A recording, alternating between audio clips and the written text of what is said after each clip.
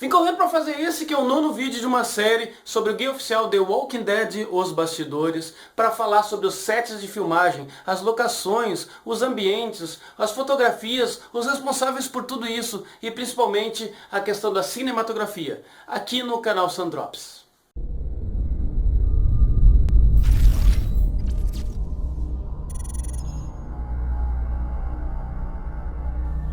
Tudo bem, que Frank Darabont leva consigo vários membros da sua equipe.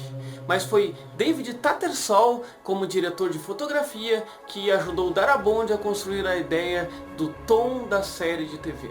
Na verdade, ele é o diretor de fotografia e é o braço direito do diretor de set. É ele que faz a questão da iluminação, a questão das filmagens. Para vocês terem uma ideia, Tattersall ele trabalhou em 3 filmes.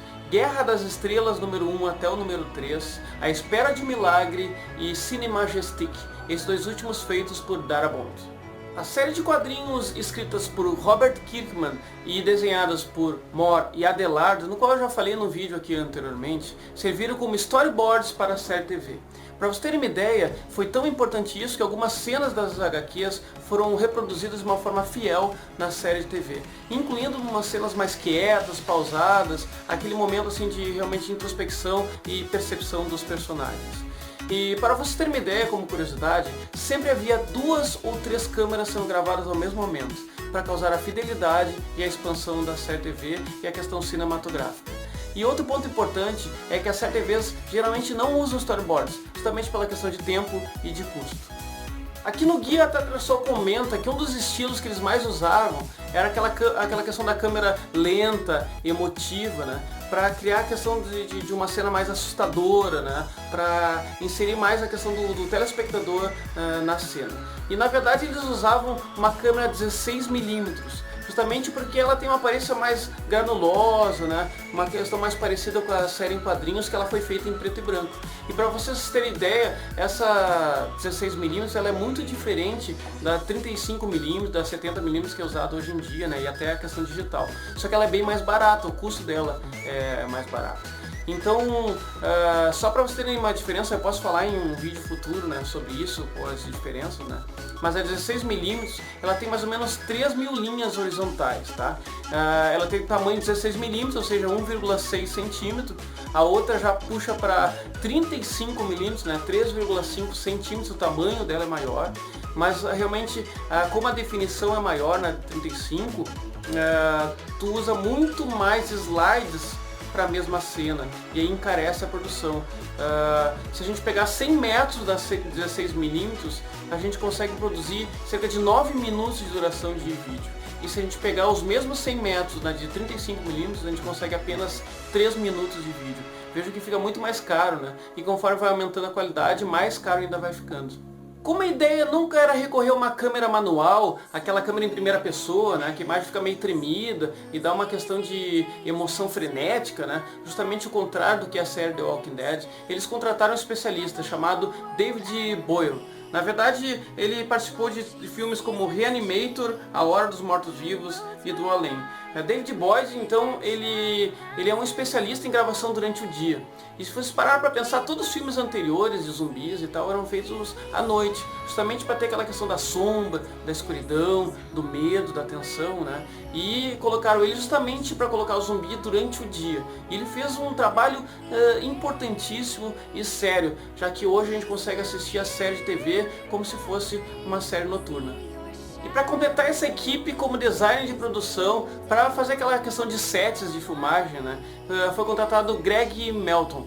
E ele trabalhou em filmes como Private Practice e Contos de Cripta. E é um cara que trabalhava com Darabont basicamente desde a adolescência. Então, a partir da metade da primeira temporada, houve um distanciamento da série em relação às HQs. E foi contratado Alex Radjo, que saiu da questão de arte para a questão de design e produção. E foi ele que dirigiu a série de uma forma que não houvesse muita relação entre a HQ, porque ele dizia que não queria copiar nem derivar das comics, né? E na verdade o que ele fez foi enfocar como se fosse um momento de transição de uma guerra. Se vocês notarem assim, a questão da arte, assim, do visual, da cinematografia, é bem parecida com cenas de guerra, né? Onde as pessoas são pessoas reais e que elas deslocam de lugares, né, e deixam objetos, pertences, eles deixam um lixo no chão. Então deu todo esse enfoque na série de TV. Então, como exemplo dessa questão de sobrevivência, tem no episódio piloto aquela cena que o Rick vai se aproximando de um posto de gasolina, né? É um posto isolado e tal, e diz que aquela cena foi amplamente discutida, porque eles queriam um lugar em Atlanta que fosse um posto de combustível, não tivesse nenhum prédio, nenhum edifício, nenhuma casa ao redor. Eles procuraram até encontrar esse local aí, e na verdade eles usaram o Google Street, né? Junto com uma ferramenta chamada SketchUp, né? Que é uma ferramenta que faz design 3D, né? Então vocês vejam que eles colocaram vários carros posicionados ali com a ferramenta 3D. Depois, na cena real, eles tinham tipo um mapa, né? Então eles iam olhando o desenho, iam colocando aqueles carros mesmo naquele lugar, iam fazendo as filmagens. E vejam que a gravação era feita sempre de uma forma mais lenta, né? E que ia chegando, ia dar aquele ar de abandono, de devastação, né? De final, né? Porque realmente aquilo é como se fosse um ponto de saída das pessoas, né? Aquelas pessoas conseguiram evacuar da cidade, chegaram até aquele ponto e de lá não tinha mais o que se fazer, né? Não tinha mais combustível, não tinha como seguir adiante, e a partir dali cada personagem tinha a sua sequência, né? Alguns morriam, outros realmente conseguiam ir mais adiante e outros viravam zumbis. Outro cenário bem bacana foi o hospital, né? Que eles locaram um centro de reabilitação que estava fechado já lá em Atlanta, né? E tinha vários corredores e vários quartos e dava todo aquele clima que a gente conseguiu perceber na série.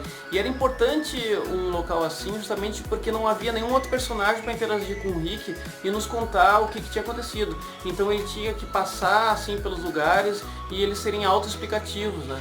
Então tinha aqueles momentos que a gente percebia que havia havido brigas, que tinha tido explosões, tiros, uma série de coisas que a gente vai se envolvendo com a série e vai percebendo conforme a arte vai se desenvolvendo. Como a ideia era de que tudo fosse de mal a pior, conforme fosse Rick andando, a cada passo que ele fosse dando, né? Eles criaram várias cenas em que a iluminação foi muito importante. Até aquela parte que ele chegou assim numa porta, né? Que dizia assim, não entre mortos, né? Ou pessoas mortas, né? Que dava aquela ideia de que realmente existia continuidade naquele trauma, né? Porque ali tinha outras coisas acontecendo, né? Não tinha acabado, não tinha finalizado. Eles tiveram uma ideia fantástica, que foi uma das primeiras, se não a primeira, a usada em filmes, né? Que era aquela parte que o Rick segurava um fósforo, lembra? Só que se ele segurasse um fósforo mesmo, não ia ter luz suficiente para a câmera pegar o rosto dele, né? Pegar assim a imagem de uma maneira geral. Então o que eles fizeram? Eles colocaram uma lâmpada de 25 watts, daqueles de projetor, assim, numa cápsula assim na mão do Rick. E aquela lâmpada projetava então aquela luz ao redor do corpo dele. E eles conseguiram fazer a filmagem. Foi uma ideia fantástica que deu muito certo, né? Então tinha um fio que saía dessa lâmpada, ia até uma bateria e era controlado por um dimmer, né? Uma espécie de radiofrequência, e que fazia então a oscilação, como se fosse a questão do fósforo. A luz do fósforo oscila, né? Conforme a gente segura, então aquela lâmpada também dava oscilada. Bah, cara, fantástico, ideia genial dos caras. Então tudo ia piorando e piorando pro Rick, né? Até que ele sai daquele ambiente e aí sim ele enxerga aquele mesh, né? Que na verdade é um centro de operações, né? Que ele vê helicóptero, né? Ele vê corpos, e tudo aquilo foi, na grande maioria, colocado digitalmente, tá? Para vocês terem uma ideia, os corpos foram feitos 50 corpos. Eles taparam assim com lençóis brancos e tal, tinham maquiagem como decomposição, mas eles seriam moscas digitalmente, né? E eles pegavam esses 50 e transformavam em 500 e fizeram fileiras e fileiras de corpos. Foi uma cena muito impactante, muito bacana mesmo, né? E toda aquela estrutura, lá tinha caminhões, tinha lixo por tudo que é lado, né? Então foi feito tudo digitalmente. Se vocês olharem nessa foto, tem só uma carcaça de um helicóptero, né? Não tem nem o rotor, nem as hélices, né? Pra vocês verem como tudo foi inserido na questão digital. E Rick, como não era um grande militar, né, e na verdade ele era um ajudante de xerife, ele não podia ter condições financeiras, né, tinha que ser coisas mais simples. Se vocês olharem essa casa que foi escolhida, né, foi escolhida muito bem, justamente para transparecer essa ideia da situação que ele vivia, né. E lá dentro eles fizeram decoração, então tiraram algumas fotos e tal, para dar aquela ideia de que tinham levado e que ainda poderiam estar vivos os familiares. Foi tudo pensado nos mínimos detalhes. Essa casa ela era uma casa que já estava à venda, na verdade, lá em Atlanta, né? Eles conseguiram locar e inclusive ela não tinha portas nem janelas, eram umas tábuas que estavam pregadas e tal, então eles fizeram toda a repintura, a decoração desse ambiente. E olha a estação de polícia dos quadrinhos, e aí eles encontraram essa instalação, olha só que fantástico, muito parecida, né? E tem uma curiosidade. Esse edifício de tijolos vermelhos, ele ficava bem do lado do escritório da equipe de produção. Como eles tinham que mostrar três coisas, a questão do pânico, da negligência, do abandono, eles tinham que pensar em cenas que tivessem essas características. E olha só que bacana, eles criaram duas coisas, uma chamada cobertor de lixo e cobertor de plantas, que na verdade era uma manta que eles colavam assim papéis, revistas, lixos, né? E colocava essa manta no chão, uma manta bem especial para gravação.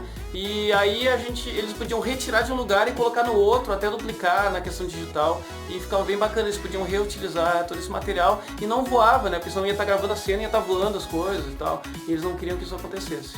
E dava a nítida impressão daquelas pessoas que tinham levado os seus pertences, tinham levado suas coisas, né?